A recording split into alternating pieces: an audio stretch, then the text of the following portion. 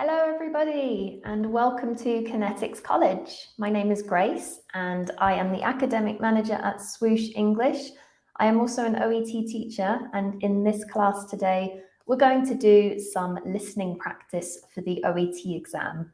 So thank you very much for joining me today. Please do write a message into the comments to let me know where you're listening from. I would love to know where you are today. And well, let's get started then. So we're going to have a look at OET listening today. But before we do that, I would like to share my presentation with you, and I will talk you through something very exciting that we have here at Swoosh and Kinetics. So for everybody watching, I'd like you to answer these questions by typing in the chat, okay? So are you a qualified and experienced nurse looking for your dream healthcare job in the USA? If that is you, please type me in the chat. So we've got a question here for everybody on the screen. If you are already a qualified and experienced nurse and you are looking for your dream healthcare job in the USA, then please type me into the chat. I would love to hear from everybody today. Okay, lovely. Thank you very much, everybody. So I have another question for you now. The next question is, are you struggling with your English exam preparation? So if you're currently preparing for your English exam, but you're struggling, you're finding it a little bit difficult, then you can type struggle into the chat. So I can see a few people writing into the chat now. Thank you so much, everybody. Hello and welcome. So well done. So if you're finding your English exam preparation difficult, please type struggle into the chat. Lovely. Okay, I've got another question then for you. And the next one is, would you like to successfully prepare for and pass your English exam, move to the USA and get your dream job all for free? So if that's you, please type please into the chat. So you are currently preparing for your English exam. You would like to do this successfully and all for free. Type please in the chat. Wonderful. I can see lots of people typing into the comments. Thank you so much for letting me know. All of you who have typed please in the chat, this one is for you. So I would like to introduce the free English exam scholarship with Kinetics USA and Swoosh English. Let me show you what that includes. So if you enroll with us on our scholarship program, we have courses available for IELTS, OET, or PTE preparation. So it doesn't matter which one of these you're preparing for, we have something for you. The scholarship program includes daily live classes for each of the 4 skills, so reading, writing, listening, and speaking. We also give you a video course, which includes quizzes and activities for all sections of the exam. We give you access to a 24-hour writing correction service where you can submit your writing exam tasks to our teachers, and they will grade it and give you comments and feedback and then send it back to you within 24 hours. We also give you mock exams for you to practice and give you an idea of whether or not you're ready to take the exam for real and practice under real exam conditions. We record all of our classes, so you'll have access to every class on your course, which has been recorded by our expert teachers. You will be enrolled in our team support group where you can ask questions or just keep up to date with any updates from us at Swoosh and Kinetics.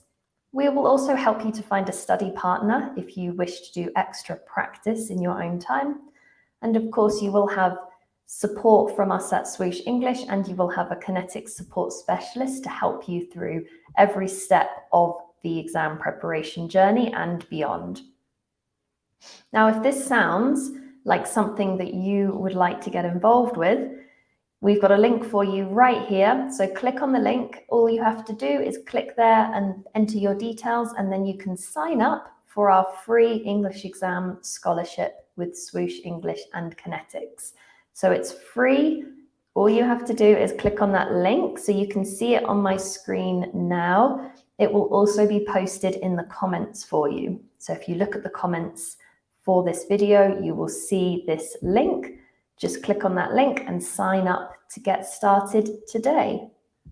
So thank you everyone for listening, and I hope that you're excited to get started. Now, this class, as I mentioned before, is going to be for people who are preparing for OET or maybe thinking about preparing for OET. So in this live class today, we're going to do a mini quiz on listening part C. Lots of people find that this part of the OET test is one of the most difficult areas. So we're going to test your knowledge on what you have to do. Then we'll analyze and practice methods to assist you in scoring higher. So we'll look at different methods you can use to make it easier and to score higher in the real exam. And then we will complete a mini listening exam where you can test out the methods that we've looked at in class to see how much you've learned. So let's get started then. We're going to start with a quiz, and for this, I'd like everyone to get involved. So write in the comments if you know the answers. The first question is, how long is listening part C? So how many minutes will it last? So if you know, put your answer into the chat. If you don't know, it's fine to guess. So it's absolutely fine to guess if you're not sure. How long is listening part C? What do we think? How many minutes? Right, well done everybody. The next question in our quiz is, how many recordings will you hear? So in the whole of listening part C, this is just one part of the OET listening test. How many recordings will you hear? Again, if you don't know the answer, that's okay. Well done, thank you. And the next question, what will you hear in the recordings? So, what will you listen to? What type of audio? That's great, everybody. Thank you for your guesses. Next question, what type of task do you have to complete? So what will the task be? Good. Okay, and the final question then, how many marks are there? So if you're guessing, that's completely fine. Right. Thank you everyone who did put your guesses into the comments.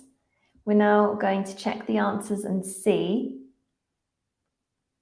We're going to see exactly, good. We're going to see how many we've got right. So here we go. Listening part C is around 15 minutes and you will hear 2 recordings.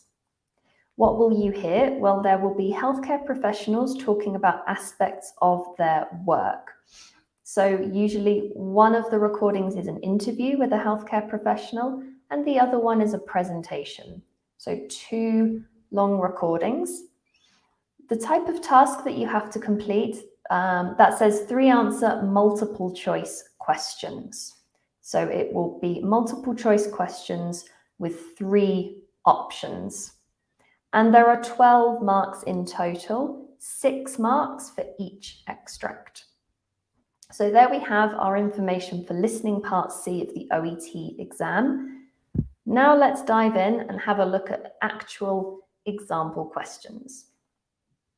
Here's an example task. The first thing is a sentence that sets the context and tells you what you're going to listen to.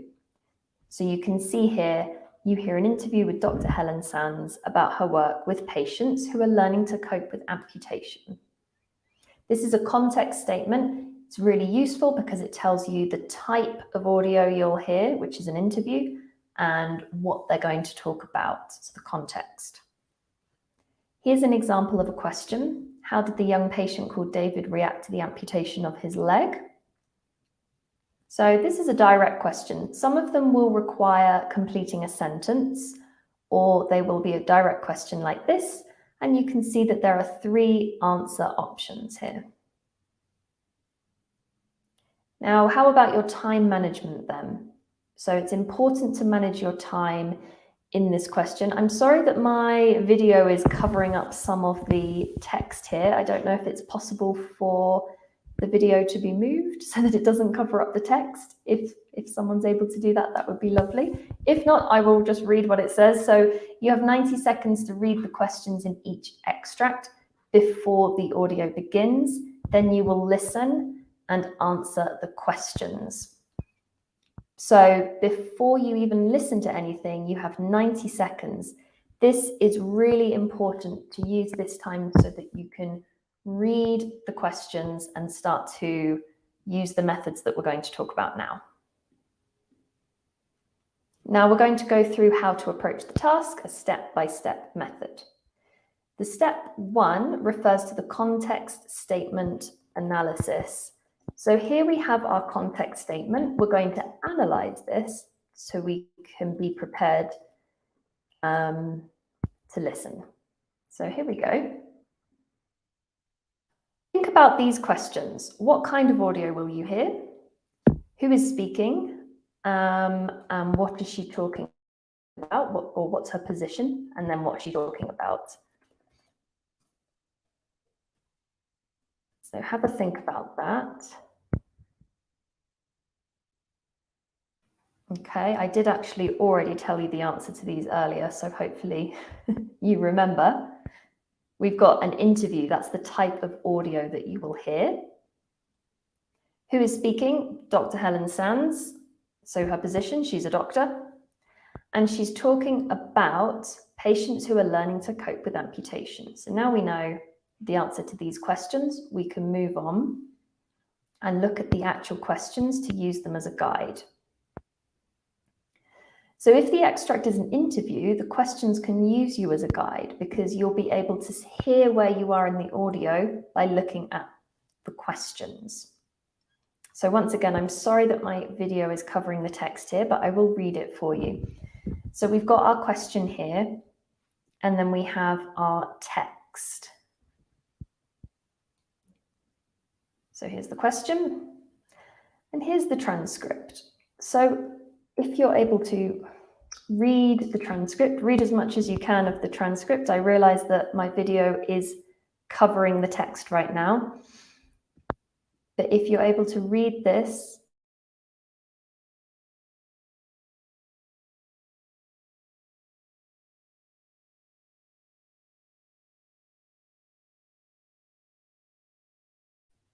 oh, hello, we're back. Sorry, I think I lost everyone there for a second there. Oh, wonderful. That's great. So now we can read the text. Have a look at the question. Have a look at what the audio says. Where can you find the answer? So if you read the transcript below, we've got how do younger patients tend to react to it? Okay, so here we've got the transcript, which indicates that we're about to hear the answer. So now we're going to analyze the key words in the questions. Here are some things that you should take note of in the questions. So we've got nouns, verbs, adjectives and adverbs, sequences, modals, and words that express attitude or opinion. So first you can see we've got nouns. So we're looking at the question and underlining the nouns. This is helpful because they're keywords and we need to take note of keywords in order to answer the question. So all of my nouns I have underlined here in green. Next, we've got the verbs, which you can see underlined here in blue. And you can see here by identifying these keywords, it really helps us to understand the question and the differences between the answer options, which will help us find the answer much more quickly. And then we've got here some adjectives that I've also underlined. We haven't got any adverbs here. Another thing that you should take note of is words that express attitude or opinion, because quite often you might have a question that's asking about the attitude or opinion of the speaker. This question here, we want to know how David reacted to the amputation of his leg. And we've got here this yellow word, he resented. So we've got here a word that expresses attitude. So that's a useful word to be aware of. And then what else should you take note of? The key question word, which in this case is how. We need to know what the question is asking us. And we know, of course, that how is asking about manner. Right, now we've analysed the question, we are ready to have a go at answering. I have an audio here, but I'm going to check that it's working because I'm not sure if you'll be able to hear. So if you can hear the audio, please let me know in the comments. If not, also let me know. I might have to read it for you. So here we go. Let me know if you can hear the audio.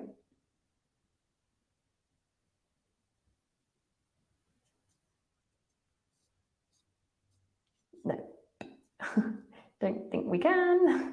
That's okay, no worries. I was prepared for a technical issue. I'm going to read the transcript instead. So now listen to me read the audio and answer the question. Okay. I'm joined today by Dr. Helen Sands, who works with patients who've had limbs amputated. Now, amputation is an extremely traumatic experience for patients. Helen, in your experience, how do younger patients tend to react to it? Well, in a range of ways, depending on whether the loss was expected. If it was due to chronic illness or to something sudden, like an accident, one of my young patients in that situation, let's call him David, said losing his leg suddenly was like the pain of an unexpected death in the family.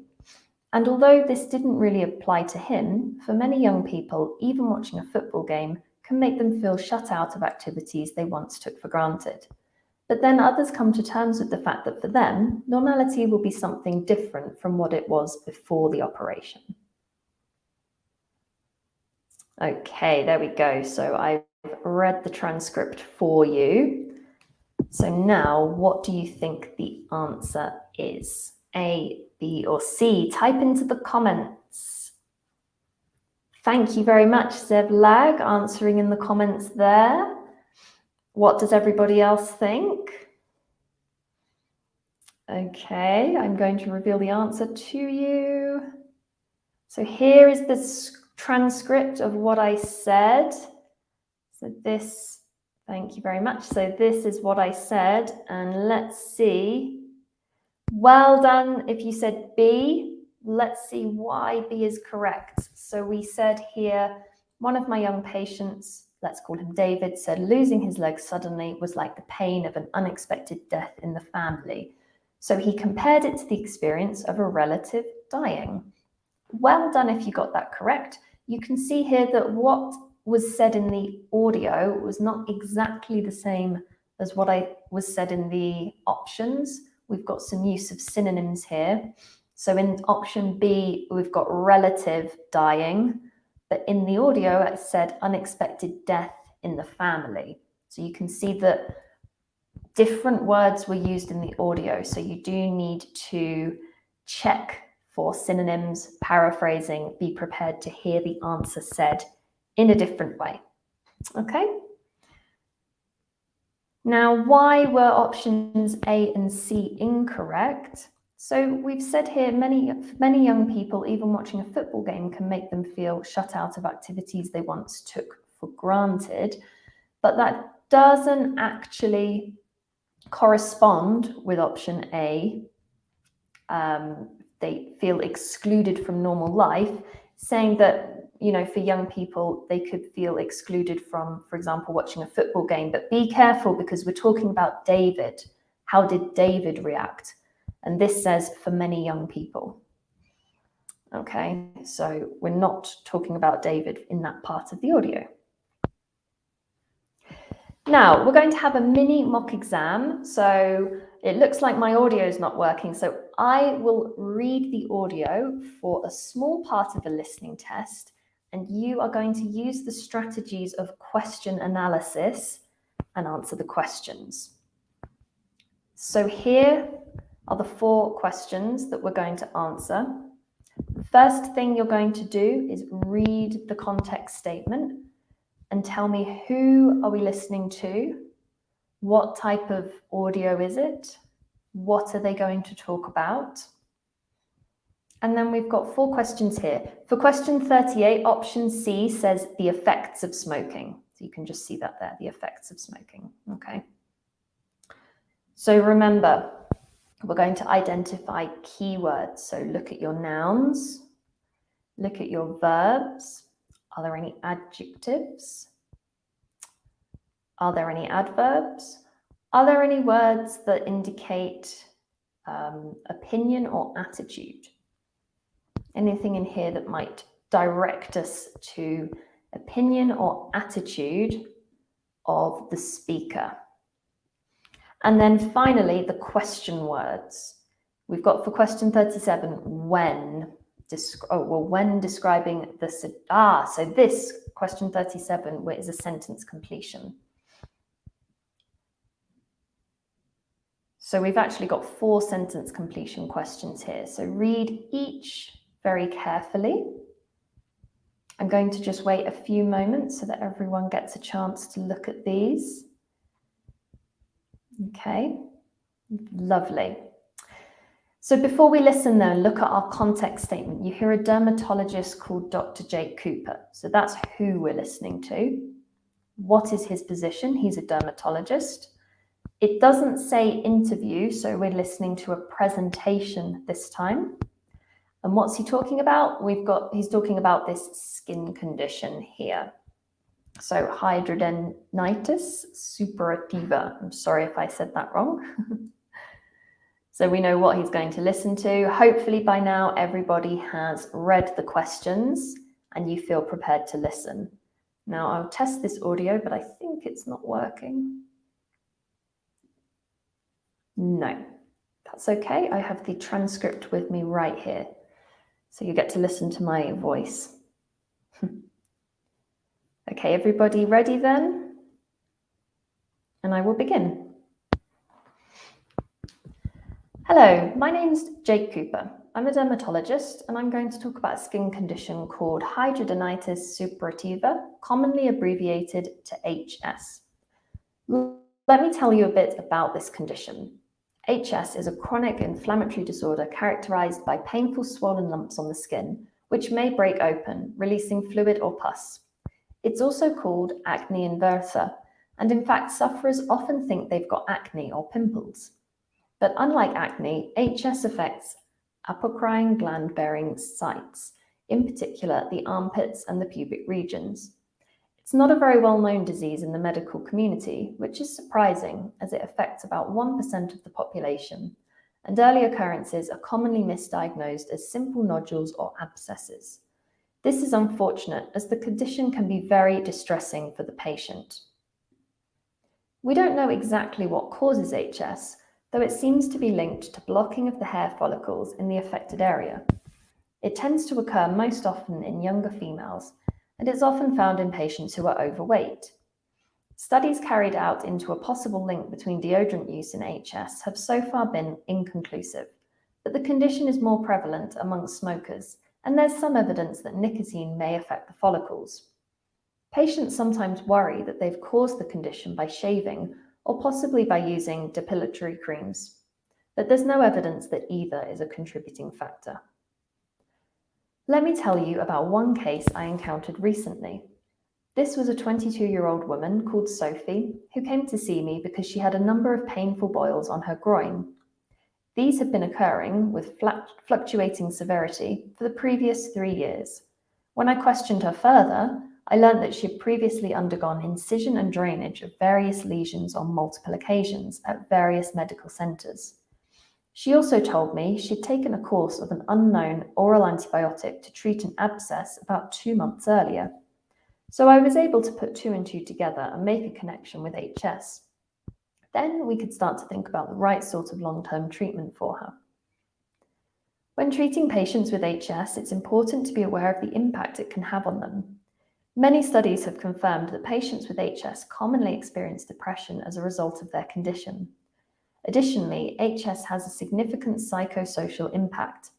Patients reported feeling unworthy and unlovable and described their lesions as ugly, smelly, and embarrassing. In some cases, symptoms may spontaneously resolve themselves for long periods of time, but both doctor and patient need to remember that there could be a flare-up years or even decades later, and that currently treatment is limited to finding a way to manage the condition. Okay, so that was the audio. Hopefully you found the answer to these 4 questions, but we're going to go through them one by one. As we go to each question, please put your answer in the chat so we can see what everyone said. So what did everyone say for question 37? A, B, or C? Thank you, Zebleg, very much. So you've said the answer for 37. What does everybody else think? Please put your answer into the comments. Don't worry if you're not 100% sure. Right. So the answer was in fact A. Let's look at why. So we've got it's fairly common, so should be more accurately diagnosed. So we've got here, it's not very well-known disease in the medical community, which is surprising as it affects about 1% of the population, so quite common, and early occurrences are commonly misdiagnosed. Okay, so here you can see that we really have got very different wording, but Dr. Cooper here is suggesting that it's fairly common, 1% of the population. It should be more accurately diagnosed. Okay, so it says here it's commonly misdiagnosed, but it says that's surprising that it's not very well known in the medical community. So question 38, Dr. Cooper explains that one cause of HS may be, what do we think the answer is here? Question 38. Let's have a look. Well done if you put option C, and Zeblag, I can see that you put C for 38. Excellent. Why? So it says here the condition is more prevalent amongst smokers, and there's some evidence that nicotine may affect the follicles. So we've got here smokers, nicotine. Those are words that you needed to be listening out for option C, the effects of smoking. Now, notice that it says in the question, one cause may be, and in the audio it says there's some evidence that nicotine may affect the follicles. So we're not talking about a definite cause, we're just saying it may be the effects of smoking. If you put B, the overuse of deodorant, notice in the sentence before it says studies carried out a possible link between deodorant use and HS have so far been inconclusive, which means that they don't show any evidence of there being a link. So be careful there. Also, if you put option A, it seems to be linked to a blocking of the hair follicles, okay, but it doesn't say resulting from shaving. So it says that, you know, at the end there, patients sometimes worry they've caused the condition by shaving, but then it says there's no evidence that this is a contributing factor. So you can see here that all of the options have been mentioned, but A and B were directly contradicted, whereas C was correct. So 39 then, what do we think is the answer for 39? A, B, or C? Everybody write into the comments what you put for 39. Okay, and the answer is B. Well done if you put option B. Let's take a look at why. So when describing the case of a patient called Sophie, Dr. Cooper suggests that diagnosis of HS may require a full patient history. So if you look in this section of the audio, we've got all of the patient history here. She'd previously undergone incision and drainage of various lesions. She'd taken a course of unknown antibiotics. And then it says, I was able to put 2 and 2 together, meaning using this information from her medical history, I could make the connection with HS. So that suggests here that knowing the patient's history might be necessary for an HS diagnosis. So she doesn't directly say it, but you can infer it by the information given here. Quite tricky, that one. And finally, question 40. What did you put for question 40? Dr. Cooper says that those treating patients with HS should be aware that the condition... What do we think for question 40? Answers in the comments. And A was the answer. Well done again, Zeblag. I can see that you put A for question 40. That's great. Why is the answer A? May recur after disappearing for many years. It says here, in some cases, symptoms may spontaneously resolve themselves for long periods of time, so they might disappear for many years. But both doctor and patient need to remember that there could be a flare-up years or even decades later. A flare-up means it could come back suddenly. You usually imagine symptoms suddenly making a reappearance years or even decades later. So this HS may recur after disappearing for many years. Well done if you got the correct answer there. Let's take a look at these options here. So B may be triggered by an episode of depression. It says here patients with HS commonly experience depression, but it doesn't suggest that depression triggers HS. It's actually saying depression could be a symptom of HS. And then finally, treatment is limited to finding a way to manage the condition. It's not saying it might become increasingly difficult, it's just saying that it's limited. So you can see here how B and C are not the answer. Yeah, well done, Zevlag. 3 out of 4 is excellent. Nice work. Should be very proud of that. So let's just review what we've talked about in this class. It's important to learn the format of the listening test. So think back to that quiz we did at the start of the lesson. Make sure you know how long it is, what types of questions there are. Remember, you'll listen to 2 audios in Listening Part C, and you will have 90 seconds before the audios start. Use that time to analyze the keywords in the question and answer options. Remember that in an interview extract, the interviewer questions can be used as signposting devices to keep track of where you are in the audio. Whereas in the presentation extract, you can listen out for signposting devices. So these are words and phrases that signal a particular answer is about to come, or a particular piece of information. Remember, the audio will make use of synonyms, so think about the answers that you listened to today and how they were worded differently to the answer options. So think about how those answer options might be worded differently using synonyms in the audio.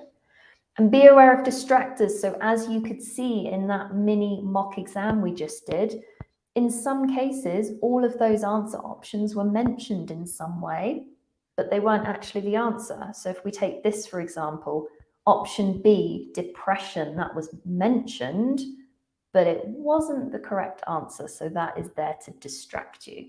So be aware in Listening Part C, you will hear distractors. So that is the end of this teaching part of this lesson today. I hope that you found it useful.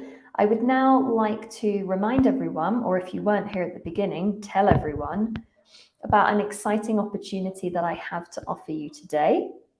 And this is for you if you are a qualified and experienced nurse and you're looking for your dream healthcare job in the USA. If that's you, please type me into the chat. So write in the comments below, me, if you are a qualified and experienced nurse looking for your dream healthcare job. If that's you, please type me. Are you struggling with your English exam preparation? So you're currently preparing for maybe your IELTS, maybe your OET or your PT exam and you're struggling. Please type struggle in the chat. So many people tell me that if they are preparing for the OET exam, that Listening Part C, what we did today, is an area that they struggle with. They find it difficult. So if that's you, type struggle. And if you would like to successfully prepare for and pass your English exam, move to the USA and get your dream job for free, type please in the chat. So I have something to offer you today where you can successfully prepare for and pass your exam, whether it's OET, IELTS or PTE, And if you're interested in that, type please in the chat. So I'm now going to talk to you about the free English exam scholarship that we have to offer with Kinetics USA and Swoosh English. You can see a lovely link in the chat there now where you can sign up for this, our scholarship program. If you are studying for IELTS, OET or PTE, this is for you and this is what's included. Daily live classes just like this one on reading, writing, listening and speaking. If you found this live class useful today, you can join classes every day. They're much more interactive than this, so you can actually speak to the teacher, ask your questions, get involved. We will give you video courses and quizzes for all 4 sections of the exam. A writing correction service, so you'll be able to submit sample writing tasks to us here at Swoosh English, and our teachers will correct them and give you feedback within 24 hours. We'll give you mock exams, so a little bit like the mini mock exam we did today. You can use those to test your current level and ability. All of our classes are recorded, so you're able to watch those recorded classes in your own time to catch up. We will add you into a team support group, so this is a great way of staying in touch with us, asking your questions, keeping up to date with any important announcements. So that will be for you as an area of support. And of course, you can also use that for study partners. So we like to help everybody get a study partner if they can, to practice whatever they want to. It's especially good for speaking practice. And of course, you will have that Kinetics support specialist to help you through this journey. So we've got lots of support along the way. I really do encourage you to click on that link. In fact, the link that's in the comments right now. So if you look below this video, you will see the link where you can sign up to get all of the benefits from this scholarship program. And I really do hope that you will. Don't try to study for your exam alone. You need help and support. One of the great things about being enrolled in a course like this is that you have teacher feedback. So people telling you what you're doing well and what you need to improve. And ultimately, that is the only way that you will prepare and be ready to take these exams. So thank you so much, everyone, for joining me in this class today. Hopefully you found it useful and you learned something about OET listening. If you're taking any of the other exams, then we will be back very soon with another Kinetics College. Have a great day, everybody, and good luck with your exam preparation. Thank you so much. Goodbye.